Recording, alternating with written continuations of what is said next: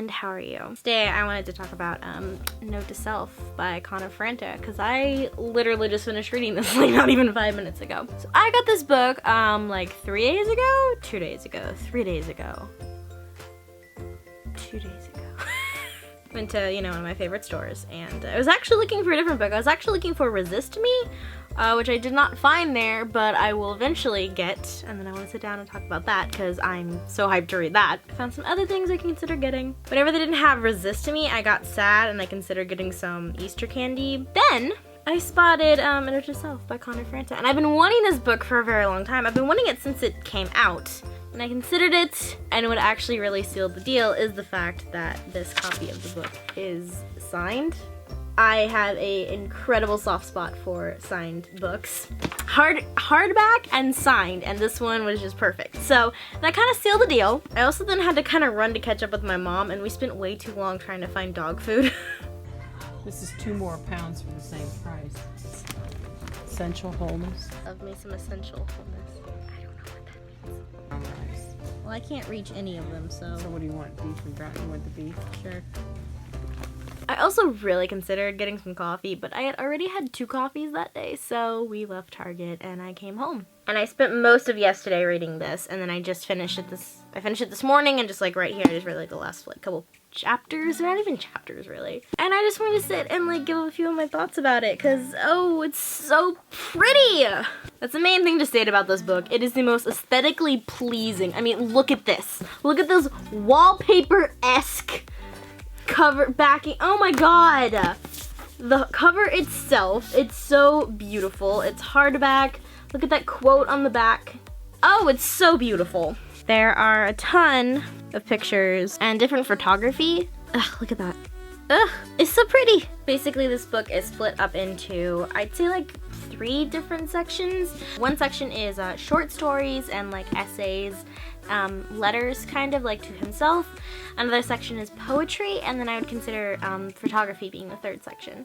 I read Connor's first book several years ago, and I'm pretty darn sure there's a video about that on this channel.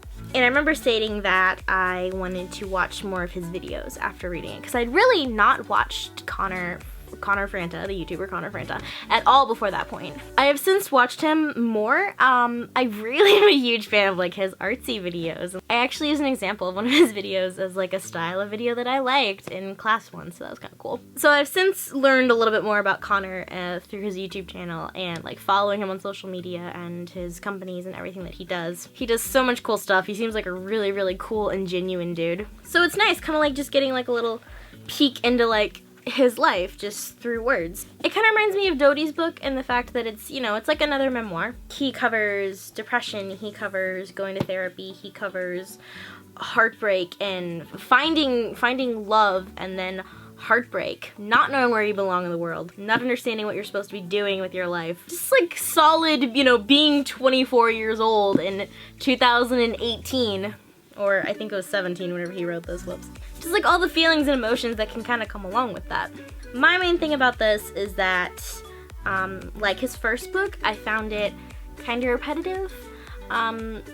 Preachy is the wrong word, but that doesn't bother me. I don't think that's a bad thing, because yes, I do think he kind of like states things kind of over and over in like a little bit of a roundabout way. I actually read more of this, like I didn't skim anything in this book, and that's like a big deal for me. I'm an avid skimmer, I will attest to that. But I really did not skim too much while reading this. I really actually enjoyed it. It has a lot of good quotes. Something that I did enjoy and found interesting is that he had a letter to like his younger self, and then he ends it with like a letter to his future self. I don't know, that's just something that I liked. Look, that's kind of his face. That's kind of him. One of my favorite little stories in here is, or essays, or whatever you want to call them. It's him talking about morning, and you know, whenever it's just quiet and you're up before everyone, and just how your day feels fresh and new, and you feel like anything can happen, and it's just a nice little feeling that you don't get every day, but sometimes you do, and it's just nice. I get that feeling all the time, and I really like that he just kind of encapsulated it with words, and that was probably my favorite little short story that he had. What I kept saying about this book while reading it is it is a perfect coffee table book, and by that I mean it's freaking gorgeous. It's the most aesthetically pleasing thing ever. And I think this is just something really nice to like sit and have there. You can pick it up, you can jump in wherever. You don't have to like read it from start to finish. It's just something that you can pick up and just jump in whenever you feel like it, and it's just nice to like sit there and look pretty. But it also has a really, really nice message about growing up, and I like that. Those are all my thoughts on Note to Self by Mr. Connor Franta. I really did enjoy it. I'm glad that I finally got the chance to read it. It's been out for over a year now, I think, at this point, but I really liked it. So, thank you very much for watching, and I would definitely recommend picking up Note to Self. Thank you very much for watching. I will see you tomorrow, hopefully. Happy Venom.